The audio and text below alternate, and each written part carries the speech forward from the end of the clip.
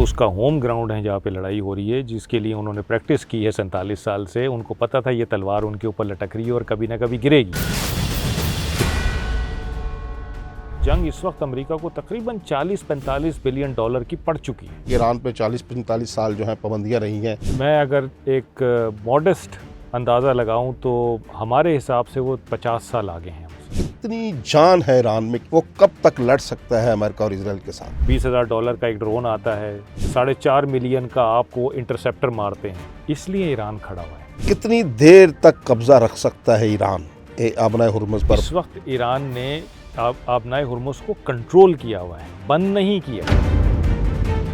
समुद्री जो माइंस हैं ये किस तरह की होती है, इनको ठीक। फेंका कैसे जाता है? जब तक एक माइन का भी खदशा है, एक शिप एंटर नहीं होगा उस स्टेट ऑफ हुर्मुज़। इसमें पाकिस्तान को ये रोल कैसे मिल गया? क्या ये बड़ी इज्जत अफजाई नहीं है? उसके बाद उन्होंने क्या स्टेटमेंट दी थी कि जी मैंने इनसे ईरान डिस्कस किया है और मुझे इनसे ईरान समझने में मदद मिली है। बिस्मिल्लाहिर्रहमानिर्रहीम। लफ्ज़ डिजिटल के वार रूम से ख्वाजा मतीन का आपको सलाम पहुँचे। नाज़रीन, आज हम बात करने जा रहे हैं ईरान अमेरिका इजराइल जंग के हवाले से, लेकिन आज हमने एक बड़ी ज़बरदस्त शख्सियत को दावत दी है जिन्होंने ईरान में सर्व किया है और हाल ही में किया है।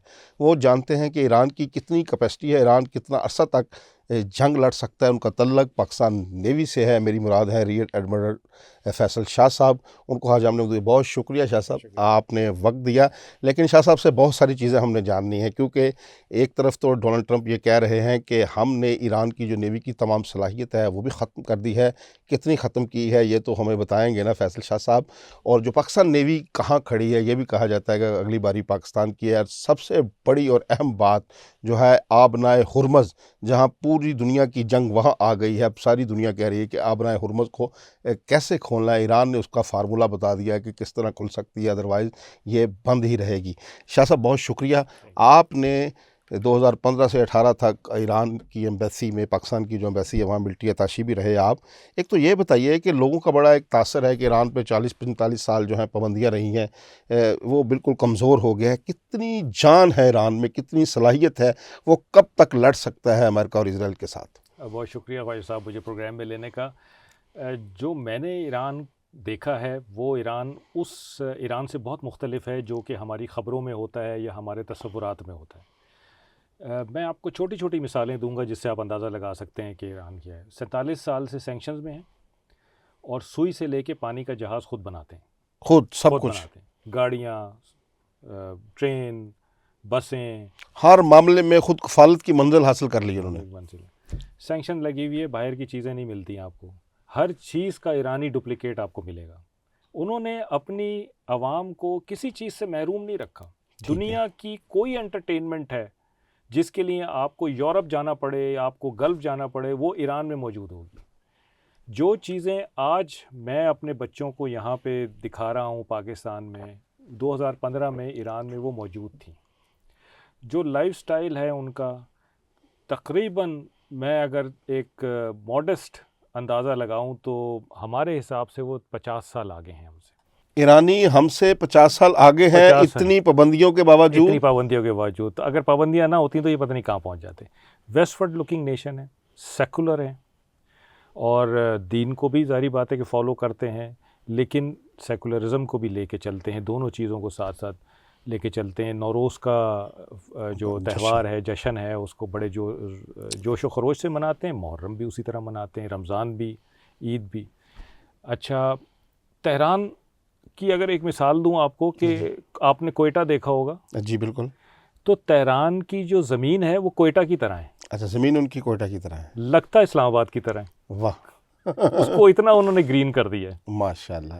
इनके और रोड्स हैं कोने कोने में। मैं ईरान में ज़्यादातर ईरान में बाई रोड घूमा हूँ, अच्छा, ड्राइव करके ख़ुद। तो कोने कोने में रोड है, बिजली है, गैस है, हर जगह। तो एक बड़ी प्रोग्रेसिव किस्म की नेशन है। और मैंने ये भी देखा है वहाँ पे कि जब बात आ जाए ईरान पे, पर्शिया पे, पर्शियन कल्चर पे, तो ईरानी एक हो जाते हैं। बेशक वो अपनी हुकूमत के ख़िलाफ़ उनके ग्रीवेंसेस हैं, तहफ़्फ़ुज़ात हैं, वो सड़कों पे निकलते हैं, उसके ख़िलाफ़ नारे भी लगाते हैं, लेकिन वो कभी किसी बैरूनी ताकत को नहीं कहते कि आके हमारे मसले हल कर दो या अपनी हुकूमत को नहीं कहते कि अमेरिका और इजराइल से एग्रीमेंट कर लो ताकि हमारे हालात बेहतर हों, ये कभी नहीं कहते। ये ज़रूर कहते हैं कि तुम्हारे पास जो पैसा है हमारे ऊपर खर्च करो, बाहर ना कहीं खर्च करो। ठीक है। लेकिन वो ये नहीं कहते। अच्छा, फिर हुकूमत भी, अगर आप आज के ईरान को देखें और 1979 के ईरान को देखें तो आपको ज़मीन आसमान का फ़र्क मिलेगा। मैं 2015 से 18 वहाँ रहा, फिर मैं 2022 में गया और अभी मैं 2025 में होकर आया हूँ वहाँ से। अच्छा, अभी 2025 में जी, लेटेस्ट होकर आए हैं। लेकर तो 2018 का जो ईरान में छोड़कर आया था, 2025 में उससे बिल्कुल डिफरेंट था। तो मतलब ये है कि हुकूमत भी अकोमोडेटिव है, जो उसके लोगों के मसाइल हैं उनमें उनको वो अकोमोडेट करती है, उनको छूट देती है बहुत सारी चीज़ों में।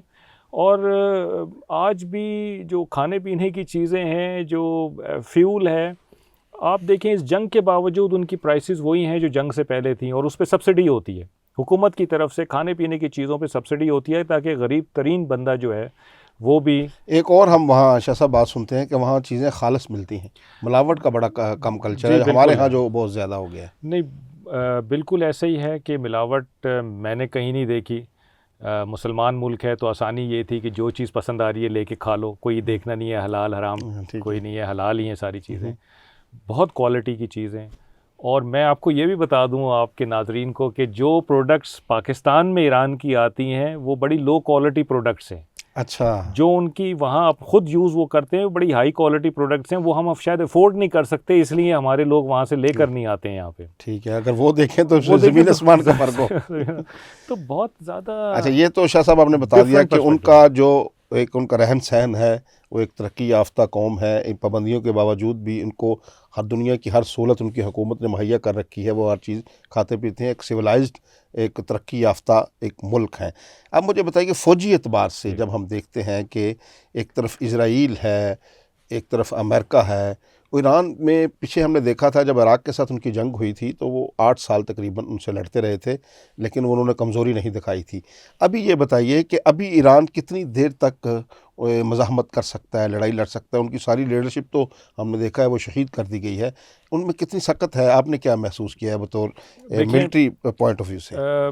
मैं आपको एक तकाबली जायज़ा बताता हूँ, जो एक डिफरेंट एंगल है इस चीज़ को देखने का।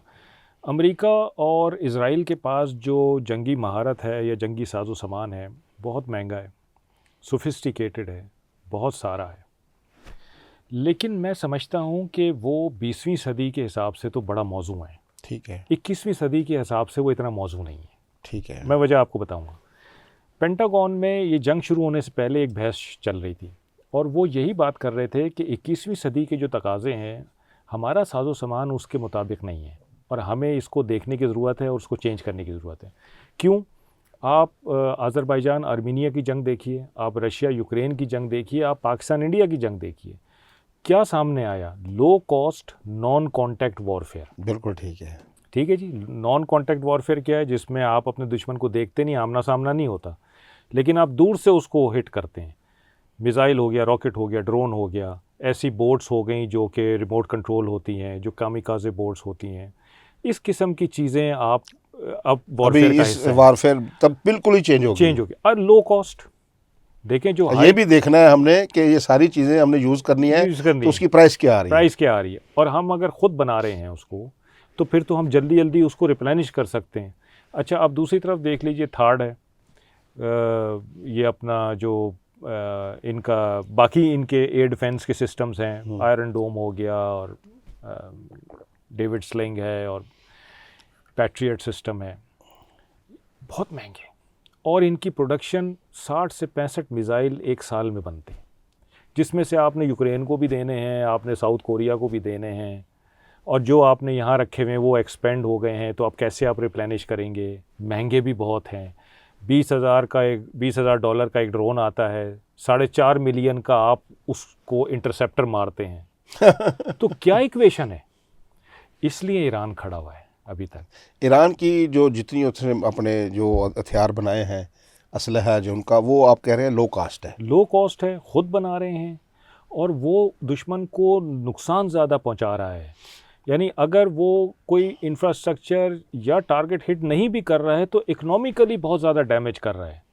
अमेरिका का एक मुहतात अंदाज़ा है कि $1 बिलियन मुहतात अंदाज़ा है, रोज़ाना का खर्चा है। 1.5 का पिछले दिनों में पढ़ रहा था। 1.5। तो अगर बाकी और बहुत सारे खर्चे मिलाएं तो ये जंग इस वक्त अमेरिका को तकरीबन 40-45 बिलियन डॉलर की पड़ चुकी है। और जिस तरह जैसे जैसे ये लंबी होती जाएगी वो कास्ट भी बढ़ती जाएगी। और आप इससे अंदाज़ा लगाएं ना कि $200 बिलियन के लिए तो वो कांग्रेस में गए हैं कि हमें $200 बिलियन और दें ताकि हम इस जंग को कंटिन्यू कर सकें और इसके जो भी नुकसान हैं उनको पूरा कर सकें। ताकि जंग अभी अमेरिका के घर में दाखिल नहीं हुई, ईरान के दाखिल है ना घर में, उनके ऊपर बम गिर रहे हैं, तो ये सिर्फ अभी दूर से बैठे हुए उसको इतना नुकसान पहुंच रहा है। अच्छा, फिर ईरान की एक और भी ख़ास बात है कि ईरान ने एसिमेट्रिक वॉरफेयर में बहुत महारत हासिल की है। ईरान का एक बड़ा यूनिक मिलिट्री सिस्टम है। वहाँ पे 2 मिलिट्रीज़ हैं, जैसे 2 गवर्नमेंट्स हैं इसी तरह 2 मिलिट्रीज़ हैं। एक नॉर्मल है जिसको अर्तिश कहते हैं। अर्तिश मीन्स के एक नॉर्मल आर्मी है, नॉर्मल एयरफोर्स है, नॉर्मल नेवी है जैसे बाकी मुल्कों की होती है। और एक पासदारान इनकलाब की ये तीनों चीज़ें हैं। और ये जो पासदारान इनकलाब के लोग हैं ये डायरेक्टली रेवोल्यूशन से जुड़े हुए हैं। इनकी जो एफिलिएशन है वो रेवोल्यूशन के साथ है, स्टेट के साथ नहीं है, रेवोल्यूशन के साथ। ये नज़रियाती हैं, आइडियोलॉजी के साथ है। तो ये एसिमेट्रिक वॉरफेयर पे करते हैं। अच्छा, ईरान बड़ा, मैं समझता हूँ कि उसने बड़ा स्मार्टली प्ले किया है। उसको ये पता था कि मैं सैंक्शंस में हूँ, को बहुत ज़्यादा मैं इन्वेस्टमेंट नहीं कर सकता अपने डिफेंस में, तो जो भी जब कभी आएगा मेरी ज्योग्राफी ऐसी है कि मुझे इसका फ़ायदा उठाते हुए एसिमेट्रिक वॉरफेयर में महारत हासिल करनी चाहिए। तो उन्होंने एक फ़ोर्स बना दी एसिमेट्रिक, एक बना दी कन्वेंशनल नॉर्मल।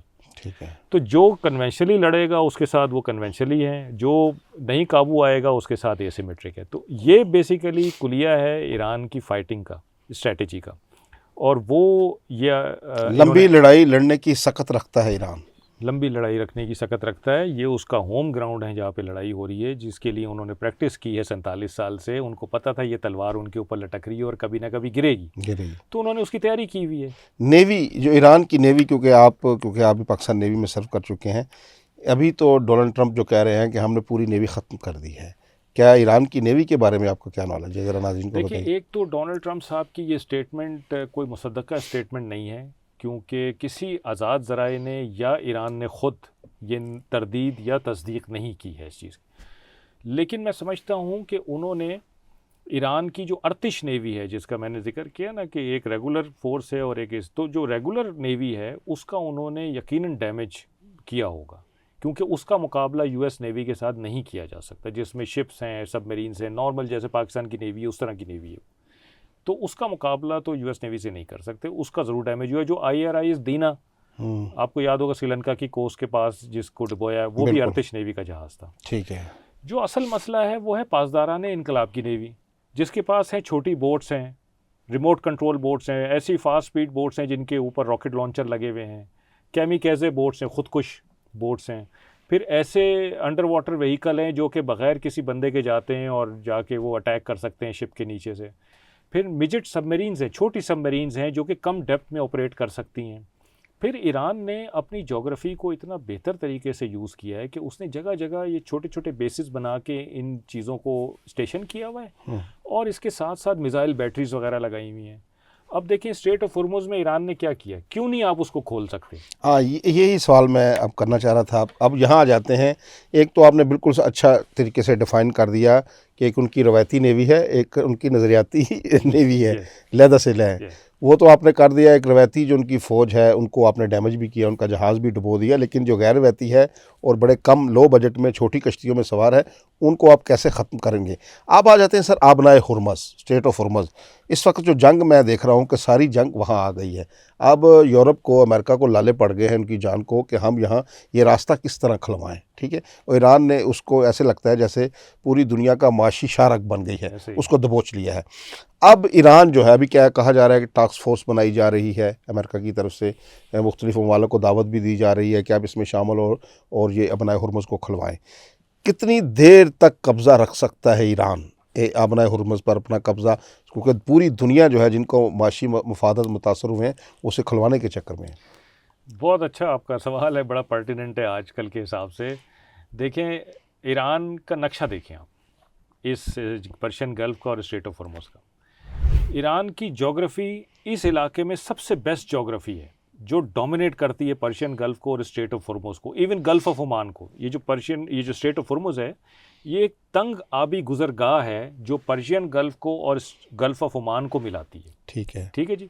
और फिर गल्फ ऑफ ओमान से जब आप आगे चलते हैं मशरक़ की तरफ तो आप अरेबियन सी में आ जाते हैं, इंडियन ओशन में चले जाते हैं। ठीक है जी।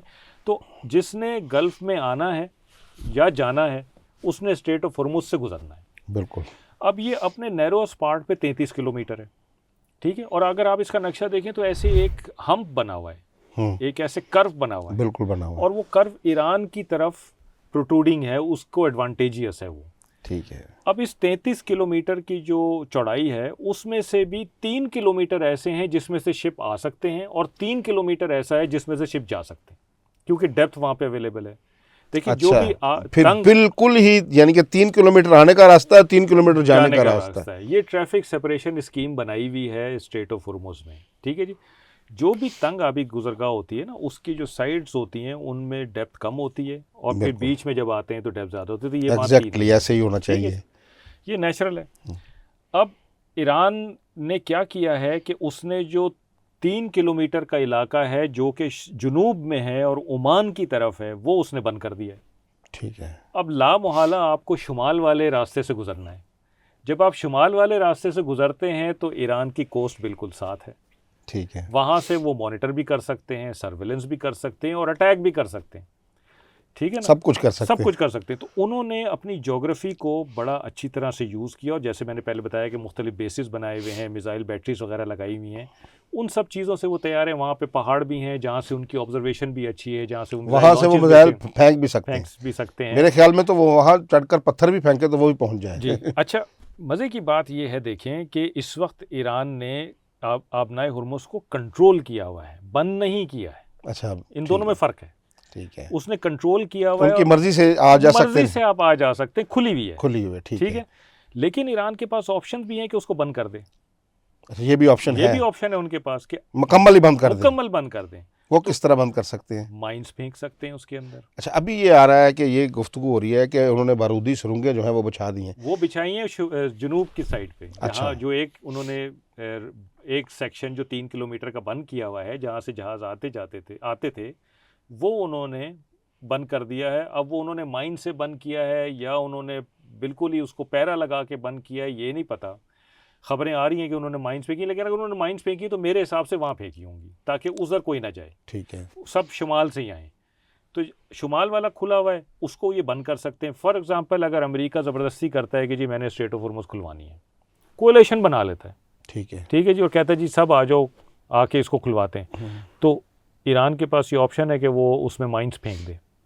माइंस अगर उसमें चली गई तो महीनों लग जाएंगी और स्ट्रेट ऑफ हॉर्मुज़ नहीं खुलेगी। अच्छा, ये बड़ा अहम सवाल है। ये जो समुद्री जो माइंस हैं, हम तो बारूदी सुन के देखते हैं जी पाँव ऊपर आ गया तो फट गई नीचे से।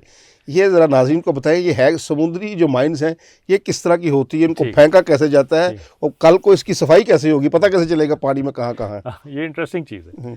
समंदर में माइंस 3 किस्म की होती हैं। ठीक है। एक ग्राउंड माइन होती है, सी बेड माइन भी कहते हैं, वो जाके सी बेड पे बैठ जाती है। ठीक है जी, पड़ी रहती है। और वो इन्फ्लुएंस माइन होती है, यानी वो जब देखती है कि एक ख़ास किस्म का प्रेशर डेवलप हो रहा है जो कि एक शिप के चलने से डेवलप होता है, तो वो एक्चुएट हो जाती है और फट जाती है। ठीक है। और वो शिप को डैमेज कर देती है। ठीक है, तो उसमें ये सेटिंग हुई हुई होती है। ठीक है। दूसरी माइन होती है, उसको कहते हैं मूर्ड माइंस, मूरिंग जिसको कहते हैं। ठीक है। कि जी वो एक सिंकर के साथ बंधी हुई होती है, एक केबल होती है, ऊपर माइन है, वो केबल जाके सिंकर होता है एक बड़ा सा हैवी किस्म का, जो जाके सी बेड में बैठ जाता है। और वो माइंस ऐसे जो है वो फ्लोट कर रही होती है सी बेड में। फ्लोट तो नहीं, मूर कर रही होती है। फ्लोट तो होता है कि चल रही हो, लेकिन वो मूर कर रही है पानी के बीच में। ठीक है। पानी की सतह ये है और वो माइन यहाँ पर है। उससे कोई चीज़ अगर टकराती है तो फट जाएगी। जी, वो इन्फ्लुएंस भी हो सकती है, वो कांटेक्ट भी हो सकती है। यानी वो इन्फ्लुएंस भी देख सकती है कि प्रेशर बढ़ रहा है अगर किसी का और शिप आ रहा है तो वो फट जाएगी, या फिर उससे कोई टकरा जाए तो भी। तीसरी होती है फ्लोटिंग माइन। फ्लोटिंग माइन होती है, उसको फेंक देते हैं, वो तैर रही है, वो जिस चीज़ से टकराएगी वो फट जाएगी। अब ये फ्लोटिंग माइन तो आप ईरान की जो कोस्ट लाइन है वहाँ से भी फेंक सकते हैं, क्योंकि शुमाल का इलाका मैंने पहले बताया ना कि ईरान की कोस्ट लाइन के करीब है, तो वो तो वहाँ से भी आप फेंक सकते हैं। किसी फिशिंग बोट में ले जाके फेंक सकते हैं। जो फेंकने वाला है कल को वो उसको निकाल भी सकता है। निकाल भी सकते हैं, बिल्कुल। लेकिन वो निकालेगा वही कि दूसरे भी उसे को कब। दूसरों के लिए बहुत मुश्किल है, क्योंकि जो फेंकता है उसको पता होता है कि मैंने कहाँ कहाँ फेंकी है। ठीक है। जिसको नहीं पता उसके लिए ये बहुत मुश्किल काम है, क्योंकि ये डेंजरस काम है। आप उसको निकालने जा रहे हैं, पता चला कि आप खुद उसकी जद में आ गए। तो आप ज़मीनी जो है माइंस और समुद्री माइंस में ज़मीन आसमान का फ़र्क है। ज़मीन आसमान उसके सफाई करने में कितना वक्त दरकार होता है? इसका कोई टाइम फ्रेम नहीं है। कह रहे हैं को 5-6 माह लगेंगे अगर फेंकी जाए आज। ये अगर डिपेंड करता है कितनी फेंकी है। हाँ, ये भी डिपेंड करता है। ठीक है ना, और कहाँ फेंकी है, टाइड कितनी है, करंट कितना है पानी के अंदर, विंड कितनी चल रही है, ये सब कंडीशंस देख के आप अंदाज़ा लगा सकते हैं कि ये ऑपरेशन कितना। और जब तक एक माइन का भी खदशा है, जब तक एक माइन का खदशा, एक शिप एंटर नहीं होगा उसमें, स्ट्रेट ऑफ हॉर्मुज़ में एक शिप, तो ये कई महीनों के लिए बंद हो जाएगी।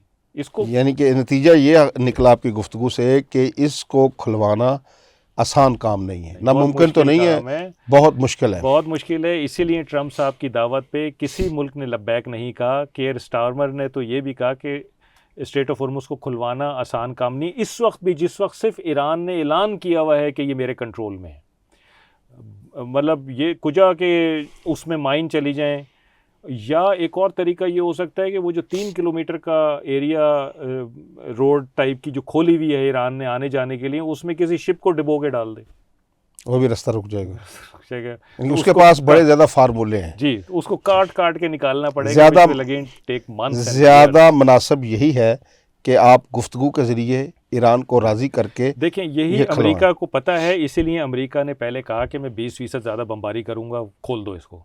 फिर कहा कि मैं एनर्जी इंफ्रास्ट्रक्चर पे बमबारी करूँगा, खोल दो इसको।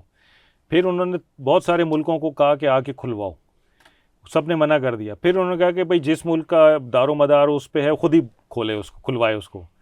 अब उनकी कोशिश ये है कि बातचीत के ज़रिए ईरान खुद मान जाए जंग बंद करने के लिए और स्ट्रेट ऑफ हॉर्मुज़ को खोल दे, या मैं खर्ग आइलैंड पे कब्ज़ा कर लूँ और उसको एज बार्गेनिंग चिप यूज़ करूँ, या मैं उनके सिविलियन इंफ्रास्ट्रक्चर पे इतनी बमबारी करूं और उनके सिविलियंस पे करूं, जैसे परसों 3-4 जगह रिहायशी इमारतों पे बमबारी की है, तो मैं इतना करूं कि पब्लिक सड़क पे आ जाए और आके अपनी गवर्नमेंट को कहे कि जंग बंद करो और स्ट्रेट ऑफ हॉर्मुज़ खोल दो। क्योंकि फिज़िकली जाके वो खुद इसको नहीं खुलवा सकते, बेशक वो एक कोलेशन बना ले।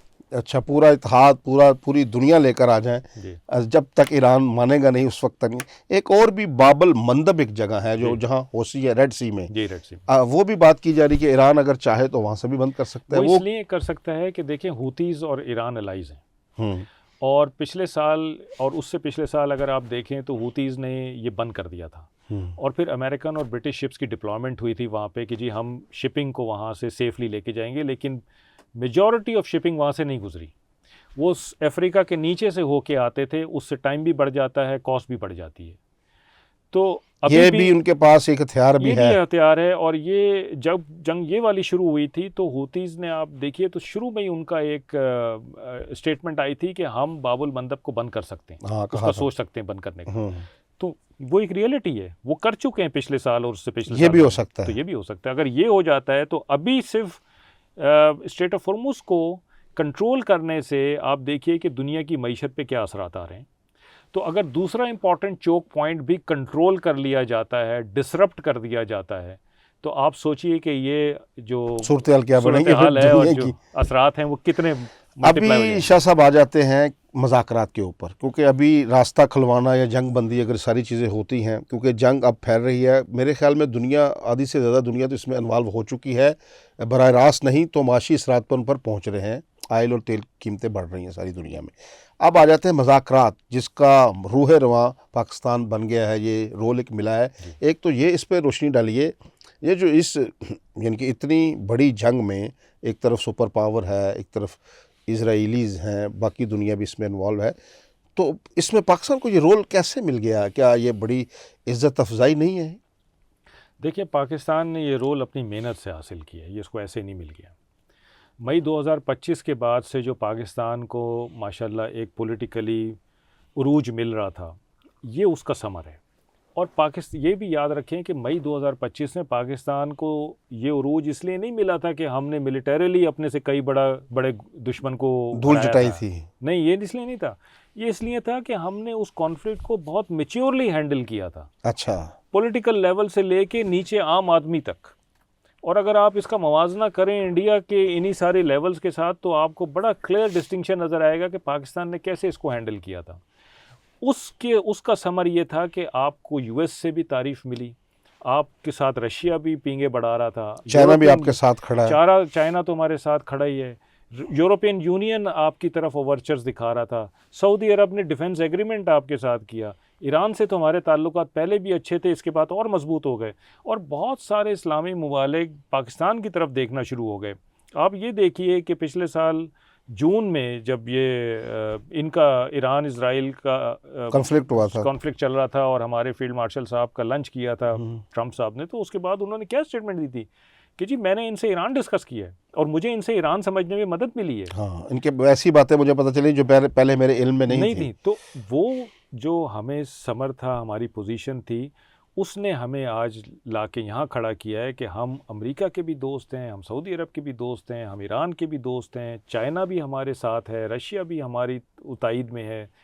तो हम एक वाहिद कंट्री है, ये मैं शुरू से कह रहा हूँ जब से ये शुरू हुआ है कि पाकिस्तान वो वाहिद कंट्री है जो ये करवा सकता है और नेगोशिएशंस में लीड ले सकता है, और वो अल्हम्दुलिल्लाह पाकिस्तान ने ले ली, वो ले लिए। आगे बढ़ते हैं कि इसकी कामयाबी के इम्कानात कितने, खुदा न खास्ता शाह साहब अगर ये टॉक्स नाकाम होती हैं, क्योंकि अभी जो आई है गुफ्तगू सामने आई है, पहले 15 तजावीज़ भेजी गई अमेरिका की तरफ से, तो मीडिया पे ख़बरें चली कि वो ईरान ने मुस्तरद कर दी, बाज़ाब्ता तो कोई चीज़ नहीं आई, लेकिन फिर 5 तजावीज़ ईरान की तरफ से, वो बड़ी तजावीज़ पढ़कर ही लगता है कि वो बड़ा मुश्किल होगा अमेरिका के लिए मानना, और जो अमेरिकन तजावीज़ हैं जो नकात हैं 15 वो भी बड़ा मुश्किल नज़र आती हैं।